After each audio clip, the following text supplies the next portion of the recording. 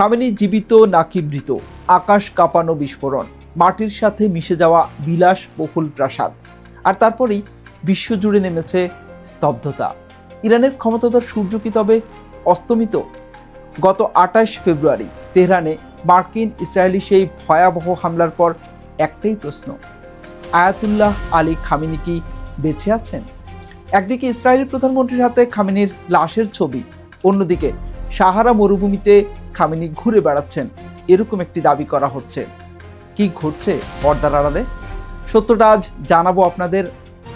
মার্কিন president Donald Trump অবশ্য একে বলছেন বিশাল বিজয়, অর্থাৎ খামেনির যে মৃত্যু দাবি করা হচ্ছে তাকে বলছেন বিশাল বিজয়। স্যাটেলাইট ছবিতে দেখা যাচ্ছে খামেনির সুরক্ষিত প্রাসাদে হামলা চালানো হয়েছে, তা এখন শুধু এক স্তূপ পাথর। ইসরায়েলের চ্যানেল 12-এ দাবি করছে খামেনির নিথর দেহ উদ্ধার করা হয়েছে এবং সেই ছবি স্বয়ং নেতানিয়াহুকে দেখানো হয়েছে। এমনকি ইরানের রাষ্ট্রীয় টেলিভিশন প্রেস টিভি তাকে শহীদ ঘোষণা করে 40 দিনের রাষ্ট্রীয় শোক জারি করেছে। তেহরানের রাস্তায় এখন কান্নার রোল, কালো পতাকায় ছেয়ে গেছে পুরো শহর।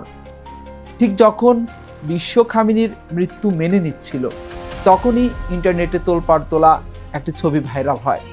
দাবি করা হচ্ছে খামেনি মরেনি, বরং সাহারা মরুভূমিতে আত্মগোপনই করে আছেন। কিন্তু ফ্যাক্ট চেক কি বলছে?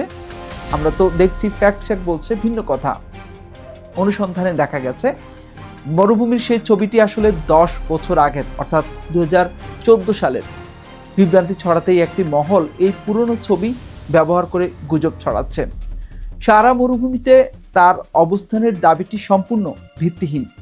খামেনি জীবিত বা মৃত, এই বিতর্ক এখানেই শেষ হতে পারত, কিন্তু এখান থেকেই নতুন বিতর্ক শুরু হয়েছে নতুন টুইস্ট।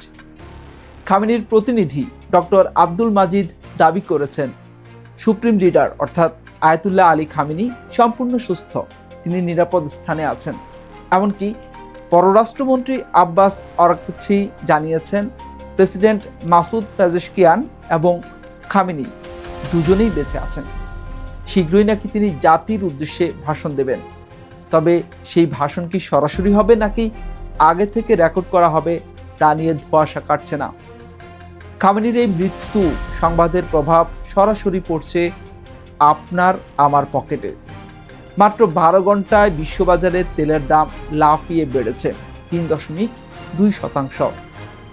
মধ্যপ্রাচ্যের যুদ্ধের দামামা বাজায় বিশ্ব অর্থনীতি এখন খাদের কিনারায়।